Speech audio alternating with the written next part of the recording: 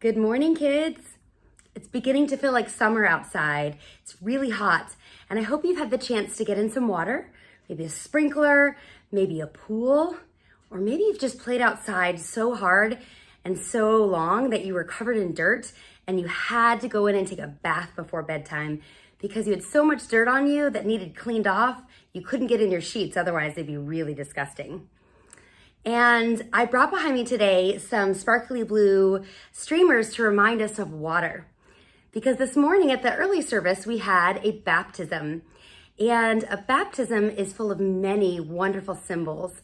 And one of them is water.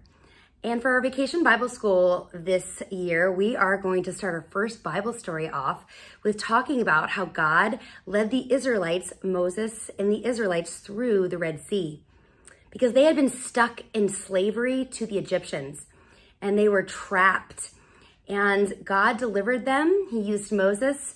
And when Pharaoh was closing in on them, he parted the Red Sea and they walked through the water. Just like Noah was able to put his family on the ark and be saved from all the anger that God poured out against sin because he had the ark and he was able to float on the water. And God saved him through the water. Well, when we think about baptism, we know that it's one of the ways that we see that it represents that we are washed clean by Jesus.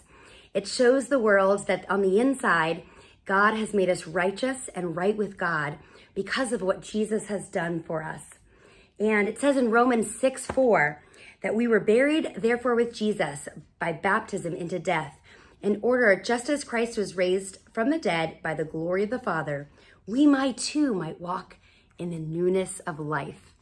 Because God uses water for us to understand that he is making us clean. And so newness of life shows us that we are washed clean, not because of anything we've done, but because of what Jesus did.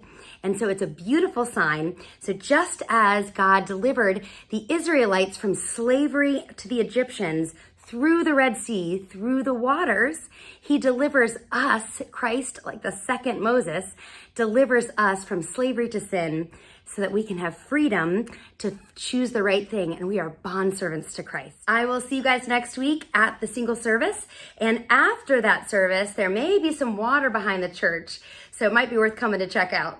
See you then.